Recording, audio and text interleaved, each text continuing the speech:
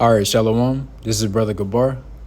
And before I hop into this lesson, first and foremost, I would like to give all praises to the Most High and their true Paleo Hebrew names and in the Paleo Hebrew tongue. So with that, I would like to say Kal Halayim, like Yahweh, Bahashim, Yahushua, Bahashim, Ha Rakah Kwadashim Ma'amaf. Double honors to the apostles and elders of GMS. All right, double honors to my elder as well, Ahara Wambon Yasharallah. Shalom to the Akim, the brothers and the women and children that sincerely believe, man.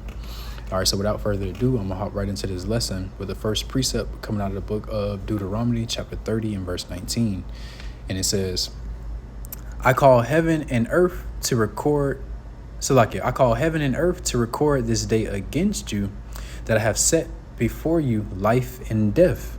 All right, so, man, when the Lord, Yahweh Bashimi Hawashah, introduces you to this truth, right, wakes you up to this truth, introduces you to this truth, man, he is ultimately presenting a life unto you, through the spirit, and through knowledge, wisdom, and understanding. All right, life is being presented unto you, man. Life, freedom, healing, mercy, hope, so on and so forth, right? And growth as well, all of the above. Right, those are all the things that pertain unto life, righteousness, holiness, right? And anything outside of that, if you choose not this truth, if you choose not to obtain unto those things, you're ultimately choosing death, because you are choosing this world, and everything in this world ultimately pertains unto death, because it is a sinful. This world is sinful and is wicked, man. And the scriptures tell you that the wages of sin is death. All right. So if you're not choosing life, if you're not choosing this truth, if you're not choosing the Lord Yahweh Bashimi Hawashah, or if you're not choosing his knowledge, wisdom, and understanding, you are ultimately choosing death. No matter how you see it, no matter how you look at it, that's just what it is. You are ultimately choosing death if you are not choosing life, because there is no middle ground. There's no gray area where you can walk between life and death. No, it's you pick a side. There's no 1 foot in, 1 foot out. All right, it says, I call heaven and earth to record this day against you. So not only does man see that presentation of life and death being presented unto you, but also the Lord saw that, right? Because he orchestrated it in the first place, and it's recorded, in the heavens, man. What that person chose or is choosing, whether it be life and death, right?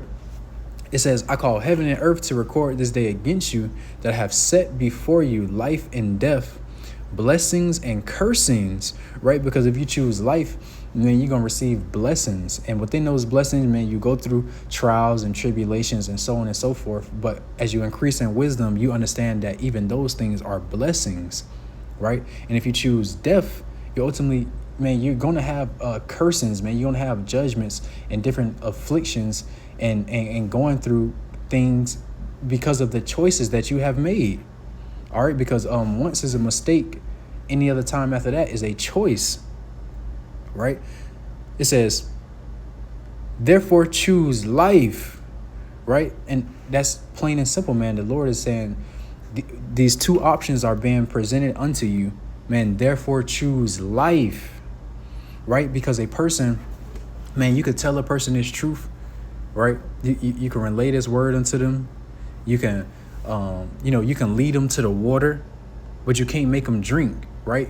Man, they can get talked to directly by an elder or directly by, brothers, right? And still choose death. You know what I'm saying? Still choose a life that they was living, man, before they was introduced into this truth. Even though that life that they has chose is full of cursings, man. You know what I'm saying? Full of, man, prison time, full of, man, full of afflictions and, so on and so forth. Right? But they'll continue to choose that life, man. And having 1 foot in and 1 foot out, you're still choosing death. You feel me? Having 1 foot in, 1 foot out, you're still choosing death. It's no attachment to life with 1 foot in and 1 foot out. If it's 1 foot in, 1 foot out, you're still choosing death. All right. And it's, man, and I'm learning is no such thing as trying. All right. It's either do or do not. Okay. It says, I have set before you life and death, blessings and cursings. Therefore choose life, that both thou and thy seed may live, man. Choose life so not only that not only that you can live, you know what I'm saying, have hopes of salvation, but also your seed, man, your children, your household, your woman, your wife, so on and so forth, man. All right, so you're not only choosing life for yourself, but you're choosing it for the people that's up under you. All right. And hey, if you can't choose and fight for life for yourself, do it for the people that's up under you, the people that you care about, But 2/3 of our people, man, man, 2/3 of our people, they willingly choose death, and then feel some type of way and get upset at you because you're not you're not adhering to man, their choices, essentially, like, now we on two different paths, man. We striving for two different goals. All right. Con, man. And with that, I'm gonna move on. This is the book of Philippians, chapter 2. And I'm gonna start at verse 12. It says, wherefore, my beloved, as ye have always obeyed, not as in my presence only, but now much more in my absence, right? Because, man, you gotta do what's required of you, man, when nobody ain't looking, when you by yourself, when you alone. You know what I'm saying? You have to do what's right and what the Lord Yahweh Shem Yahushua requires of you. You know what I'm saying? It says, but now much more in my absence, work out your own salvation with fear and trembling. All right. Because, and also, man, it comes a point where at certain points you have to be alone, especially, man, when people done tried to help you, they tried to pour into you. They tried to extend the hand of the Lord unto you. They tried to extend wisdom, knowledge, and the spirit right unto you, and you still chose the contrary. You still chose death rather than life, man. The time come where you have to be alone, right, to work out your own salvation, man. Work out your own path, work out your own steps with fear and trembling. All right. And people, and that can man, that could be a blessing or a curse depending on how you take it, because when you alone, essentially, you know what I'm saying, you're weaker, right? But in your weakness, you know what I'm saying, the Lord's strength is made manifest, and that's a scripture too, roughly paraphrasing.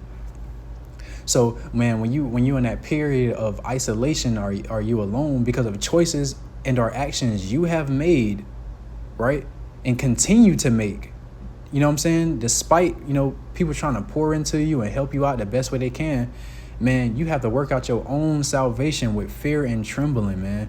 You got to be able to stand on your own 2 feet. You have to be able to work out your own path. All right. And not expecting, you know what I'm saying, that helping hand, that you once had, because you chose not to adhere to it. And that's just common sense, man. But 2/3 of our people, man, they don't understand that, and then they'll feel some type of way because, you're not helping them how they want to be helped. Man, I helped you the best way I can through the spirit of the Lord Yahweh Shem Yahushua, with knowledge, with wisdom and understanding. But you chose not to adhere unto that, right? So, man, you're ultimately going to be left to your own devices, man, and you have to work it out within yourself. Man, you're either going to do right, or are you not, man? You're either going to choose life or you're going to continue to choose death. All right. But the scripture command you to work out your own salvation with fear and with trembling. In verse 13, it says, for it is God, Yahweh Shem Yahushua, which worketh in you both to will and to do of his good pleasure, man. All right. Because, man, the truth, life was bestowed unto you, man. So And it's that battle between the flesh and the spirit, but those that obtain unto life, man, is ultimately the spirit of the Lord, Yahweh Shem Yahushua, that's working within us, to do those things that are pleasing and of good pleasure unto the Lord, Yahweh Shem Yahushua. But 2/3 of our people, man, they choose death. So it's ultimately the Lord working within them to continue within that. All right. But Salakia, man, but the opportunity is still there, man, to take hold unto life, to take hold unto truth, knowledge, wisdom, and understanding, and ultimately the Lord, Yahweh Shem Yahushua, the opportunity is still there, Man, we still in a time of grace. We still in a time of mercy, but that time is slowly closing, man. And just like the Lord, Yahweh Shem Yahushua, is going to shut the door on 2/3 of our people, trying to get through that door of salvation and mercy and life, just like the Lord is going to shut that door, man. At some point, the men of the Lord, the ones striving for this truth, knowledge, and wisdom, understanding, are going to have to shut that door on 2/3 of our people as well, because, man, they don't respect the walk that we are walking. They don't respect the fight that we are fighting. They don't respect what we are striving for, man, and it shows forth within their actions, in their speech and how they try to deal with you, But I'm gonna continue on. This is the book of Matthew, chapter 12, and here we go, verse 50, and it says, "For whosoever shall do the will of my Father which is in heaven, the same is my brother and my sister and mother." All right. And I wanted to get this because, man, when you come into this truth and you become a new man, you actively shed off that old man. The more and more you increase in wisdom and knowledge and understanding and within the spirit, right? You actively shed off that old man. But 2/3 of our people, family, friends, whatever the case may be, they don't understand. They don't understand this choice of life. They don't understand this walk, man, this work, and they don't respect it. So they still try to deal with you, as when you was in the world, or, as when you was that old man. They try to deal with you, like your. Because they just remember you as, they brother, or they sister, or they are they their son, or their, but, man, yes, and we are brothers and sisters and sons and daughters by blood, right? By blood, but by spirit, we are not brothers in spirit, all right? I mean, the daughters in this truth are not daughters in spirit. Our sisters in this truth are not sisters in spirit to those sad siblings that are still in the world. We still bound by blood, of course. And you always gonna, man, love and care for your family, because what I'm saying, that's what it is, man. And that's the flesh, man. You gonna always care for your family and your siblings and so on and so forth, right? But in spirit, we are not brothers, man. And 2/3 of our people gotta understand that, just like us in this truth have to understand that. It ain't no hard feelings. That's just what it is, man.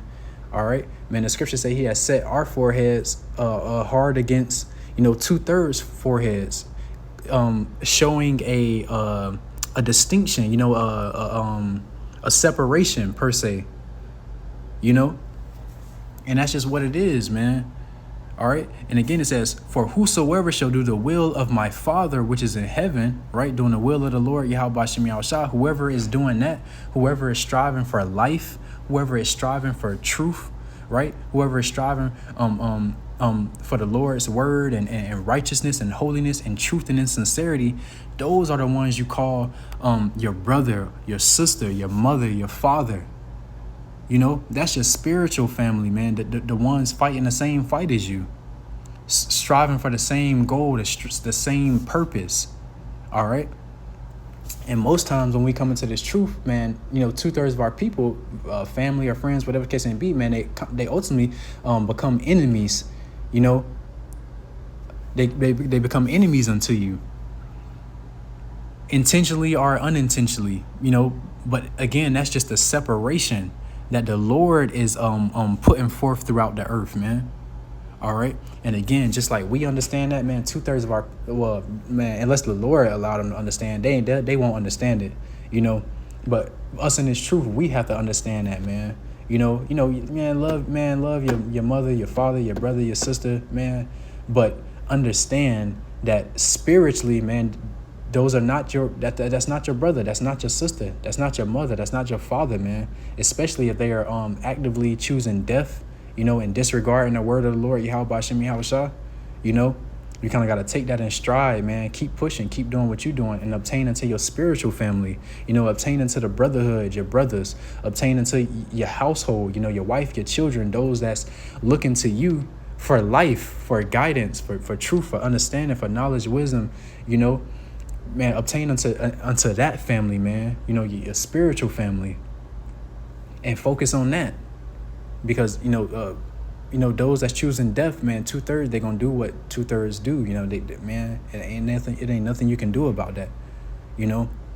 If the Lord put it on your spirit, you try to teach them, you try to pour into them as much as you can, you relate his word.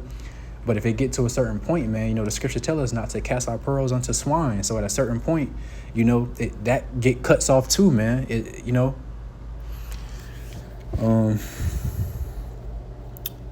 Come on, man. And this is the last precept I wanted to bring out. This is the book of Luke, chapter 12. And I'm going to start at verse 51, it says. And this is the Lord Yahushua speaking, red letters. It says, "Suppose ye that I am come to give peace on earth?" And that's a question, a rhetorical question, man. The Lord is saying, you think he coming to saying peace on earth? It says, "I tell you, nay, or no, but rather division." All right, because the Lord is not coming to bring families together and, men, relationships and, in a certain sense, but not how 2/3 think and feel. You know what I'm saying? Right? He's mending the relationships, mending the relationships between the Father Yahweh and his children, the ones, that hopeful elect, and the 1/3, those that's listening and obtaining to life. He's coming to mend those relationships, right? But ultimately the Lord is coming to cause division, a separation, right? It says, "Suppose ye that I come to give peace on earth? I tell you, nay, but rather division. For from henceforth there shall be 5 in one household divided, 3 against 2, and 2 against 3. The father shall be divided against the son, and the son against the father, the mother against the daughter, and the daughter against the mother-in-law against her daughter-in-law, and the daughter-in-law against her mother-in-law." All right. So that's just a prime example of the Lord causing division, man. All right. A separation, it's a separation, man, between those that's choosing life, those that's choosing death. There's a separation between your spiritual family, those that's doing the work in the will of the Lord, Yahweh Shem Yahushua, and it's a separation between your physical, fleshly family, man, that you're related to by blood, that's choosing ultimately death, man, the ways contrary to the Lord, Yahweh Shem Yahushua. It's a clear separation being set, all right? And 2/3 of our people, they're not really gonna see that or understand the severity of that. But us in this truth, man, it's important to remember that as we dealing with folks, and to remember to continue to move in wisdom, because and spirituality, rather than carnality, because they'll 2/3 of our people, and man, they'll try to pull you into their mess. You know what I'm saying? Intentionally or unintentionally, it don't matter, man. They'll try to pull you into their mess, right? And they'll try to pull you into their choices. But nah, man, you gotta stand firm in the choice that you're making and choosing life, man. Choosing the Lord Yahweh Shem Yahushua, and strive for that. Focus on that. and obtain and, important to your spiritual family, man. Those that's striving for the same goal and purpose as you, man. All right. And again, it's ultimately the Lord causing that separation. So, it is what it is. It's going to happen. All right.